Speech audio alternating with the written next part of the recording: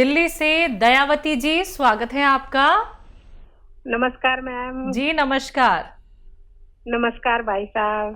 देखो मेरी बहन का फोन आ गया। जय हिंद। बताइए कैसी हैं आप? ठीक हूँ भाई साहब, मैं तो रोज आपकी वेट करती रहती हूँ, कब आएंगे मेरे भाई। ठीक ठीक। हूँ भाई साहब। और बताइए मैं क्या। ये पूछ रही थी भाई साहब, आंवले की जो है, आंवले का नुस्खा क्या दूध से ले सकते हैं?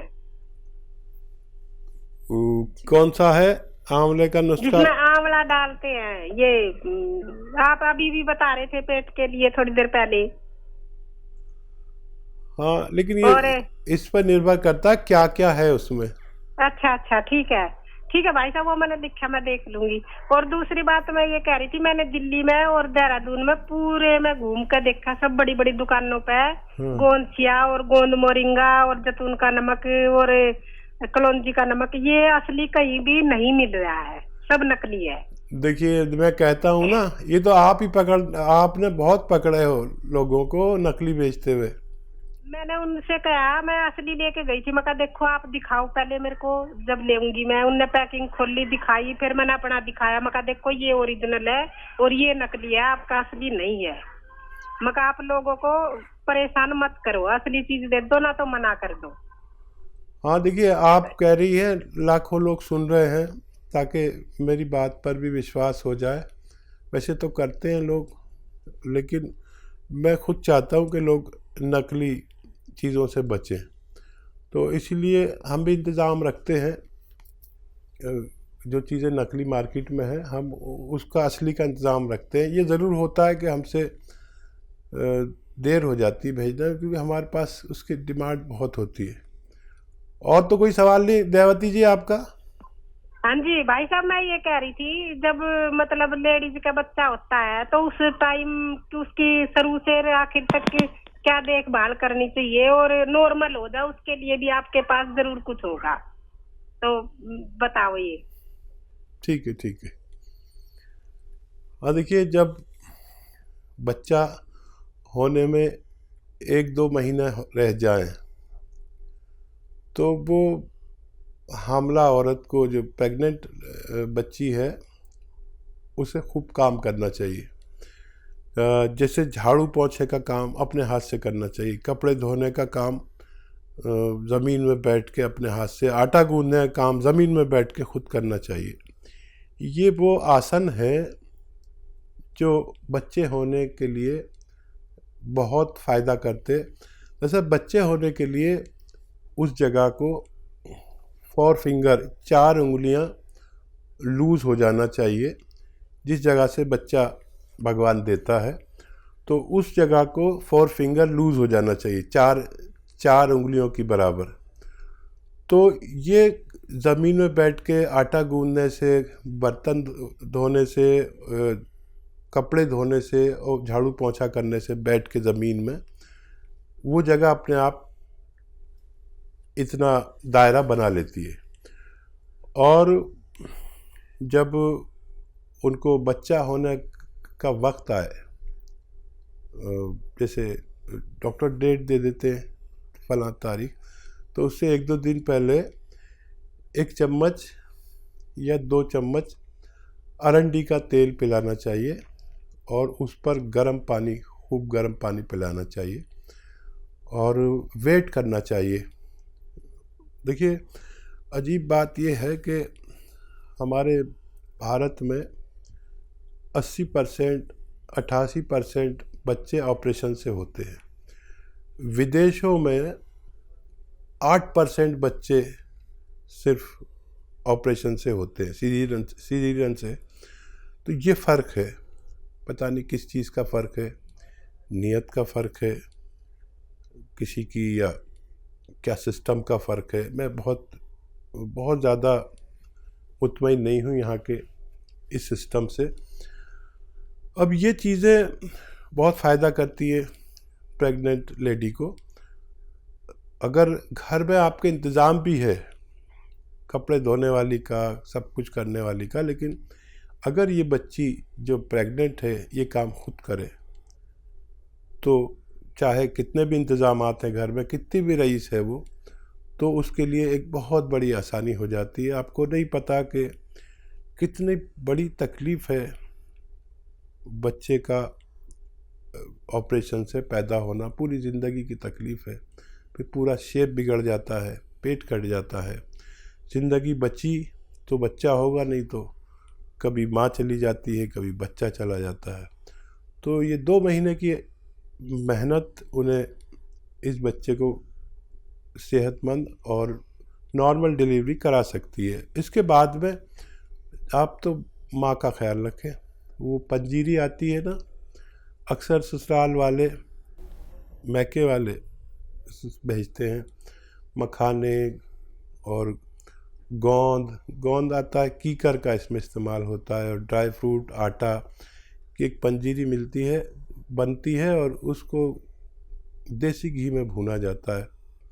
और वो एक बेहतरीन ग़िज़ा है उस बच्ची के लिए जो अभी अभी बच्चा होने से फारिग हुई है। और वही जब वो खाती है इस पंजीरी को, या गोंद मखाने कहते हैं, तो उस बच्चे को भी बहुत तक़वियत मिलती है।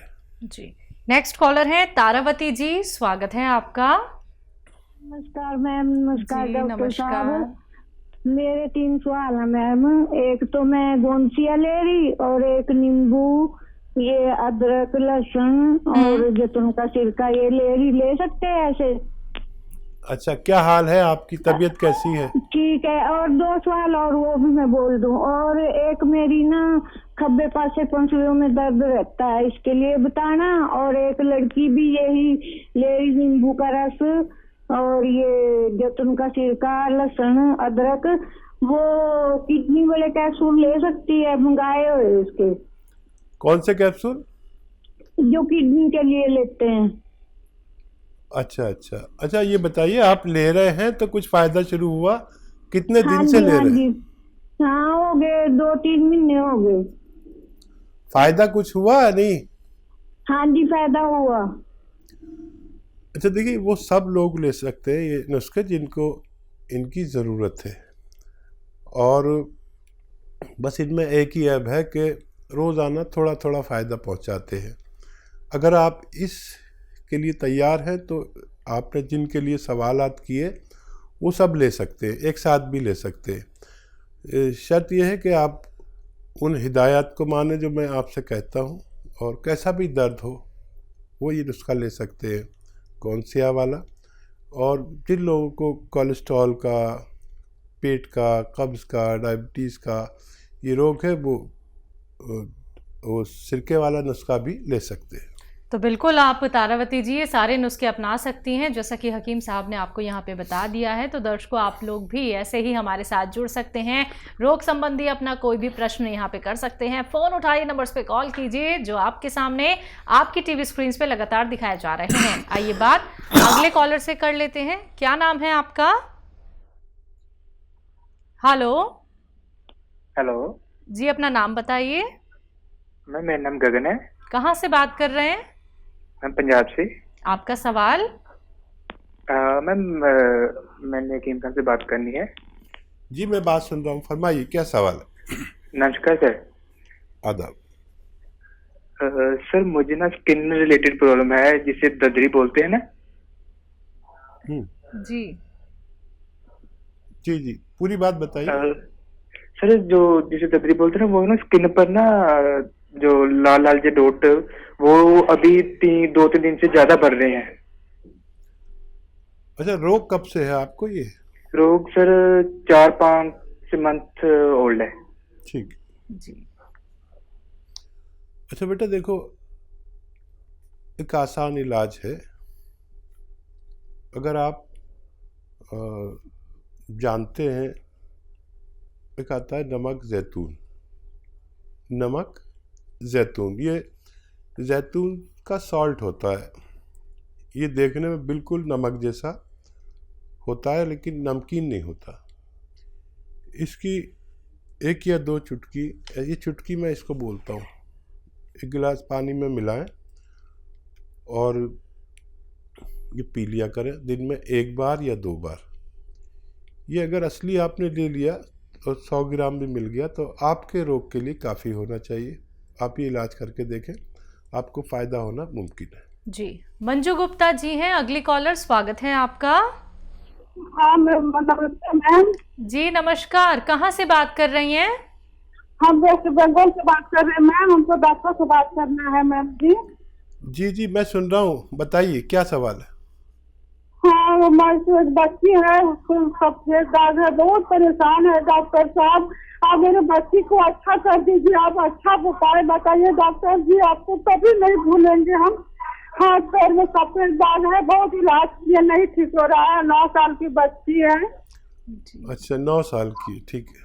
हाँ देखिए भगवान से मदद मांगे, नुस्खा मैं बताता हूँ। और देखिए आंवला लीजिए 100 ग्राम, सूखा हुआ आंवला 100 ग्राम, अलसी 100 ग्राम, धनिया 100 ग्राम, और एक दवा आती है बाबची, लिख लीजिए बाबची दवा 100 ग्राम, और गौन मोरिंगा सफ़ेद 100 ग्राम। इन 5 चीज़ों को पाउडर बनाएं और 1 ग्राम रोज़ाना, 1 ग्राम थोड़ा इतना सा होता है बस, रोज़ाना खिलाया करें, दिन में 1 बार, और दूध से खिलाएं। ये इलाज देखिए बहुत लंबा चलता है, लेकिन ये नुस्खा जो बताया ये भी बहुत लंबा चलेगा। ये जो मैंने 5 चीज़ों का नुस्खा बताया ये कम से कम 1 साल चलेगा, और बहुत महंगा भी नहीं है। अव्वल 3 महीने में, शुरू के 3 महीने में अगर उनके सफ़ेद दागों में थोड़ा सा भी परिवर्तन होने लगा, आप समझ जाइए ये बच्ची ठीक हो सकती है। और फिर 1-2 साल भी इलाज करना पड़ सकता है। आप इसे इस्तेमाल करें और फ़ायदा उठाएं। तो बिल्कुल मंजू जी, आपसे कहना चाहूँगी जो रोग आपकी बेटी को हो गया है, देखिए इलाज तो बहुत लंबा है, लेकिन इसे छोड़िएगा बिल्कुल नहीं, नुस्खे अपनाने शुरू कर दीजिएगा जल्द से जल्द, जिससे कि आपकी बेटी को आराम मिल जाए बहुत जल्दी। लेकिन सब्र वालों के लिए ही ये ट्रीटमेंट है दर्शकों, आप लोग जल्दबाजी दिखाएंगे तो आपको बिल्कुल भी लाभ नहीं मिलेगा। तो जो लोग सब्र रख सकते हैं और बहुत आराम से नुस्खों का सेवन कर सकते हैं, यूनानी उपचार अपनाना चाहते हैं, तो आप लोग लाइव हमसे जुड़ सकते हैं। अपना कीमती वक्त निकाल के हकीम साहब आप सभी के समक्ष यहाँ पे उपस्थित हैं। आप लोग अगर उनसे बात करना चाहते हैं, नुस्खे बेहतरीन जानना चाहते हैं, नंबर्स पे कॉल कर सकते हैं जो आपके सामने आपकी टीवी स्क्रीन पे। आइए बात अगले कॉलर से करते हैं, राजस्थान से हैं महावीर जी, स्वागत है आपका। हेलो जी, हेलो जी जी, आदाब। नमस्कार खान साहब। जय हिंद, बताइए सर। आदाब। हाँ मैं मैडम से रिक्वेस्ट कर रहा हूँ, जरा मैडम जी 2-3 सवाल आप याद दिला देना। बिल्कुल बोलिए जी। पहला तो अकील साहब, आपके और मेरे यहाँ पेट रोगों के लिए जैसे इनका सिरका चल रहा था, तो उससे मैं लेता हूँ जब तक आराम रहता है। लेट सवेर यदि वो सिरका न पहुंचे तो उसकी जगह एलोवेरा का सिरका ले सकता हूँ क्या? हाँ 1 मिनट माफ़ कीजिएगा, आपकी आवाज़ बहुत कम आ रही है। मतलब एलोवेरा का सिरका ले रहा था आपके यहाँ से। अच्छा। तो वो लेट सवेर हो जाता है कभी, तो उसकी जगह एलोवेरा का सिरका ले सकते हैं क्या? एलोवेरा का सिरका ले सकते हैं क्या? ले सकते जी हाँ, ले सकते। और दूसरा, नहीं आप बाद में जवाब देना मेरे को प्लीज जी। हेलो। दूसरा मेरा सवाल है, ये आपका जैतून का नमक और कलौंजी का नमक और गोंद मोरिंगा पेट के रोगों के लिए इन तीनों में से प्रोस्टेट और हर्निया भी प्लस है, उनके लिए इन तीनों में से कौन सा अच्छा रहेगा हकीम साहब, ये बताइए। ठीक है। तीसरा सवाल हो गए आपके पूरे? ठीक है, क्या सवाल है? पहला सवाल था कि ये जैतून के सिरके का इस्तेमाल कर रहे हैं पेट के लिए, लेकिन ये क्या एलोवेरा का सिरका का इस्तेमाल कर सकते हैं? हाँ, मजबूरी में ज़रूर कर सकते हैं। ये भी तकरीबन वैसे ही फ़ायदे रखता है अपने साथ जैसे जैतून का सिरका रखता है। दूसरा सवाल, जैतून का नमक, कलौंजी का नमक और गौन मोरिंगा, इन तीनों में से हर्निया और प्रोस्टेट के लिए कौन सा नुस्खा अच्छा रहेगा? हाँ, एक मिनट माफ़ कीजिएगा, आपकी आवाज़ बहुत कम आ रही है। जी। तीसरा सवाल, जैतून का नमक, कलौंजी का नमक और गौन मोरिंगा, इन तीनों में से हर्निया और प्रोस्टेट के लिए कौन सा नुस्खा अच्छा रहेगा? तो देखिए, हर्निया के लिए नमक जैतून या नमक कलौंजी, और प्रोस्टेट के लिए प्रोस्टेट में भी 2 तरह की प्रॉब्लम है।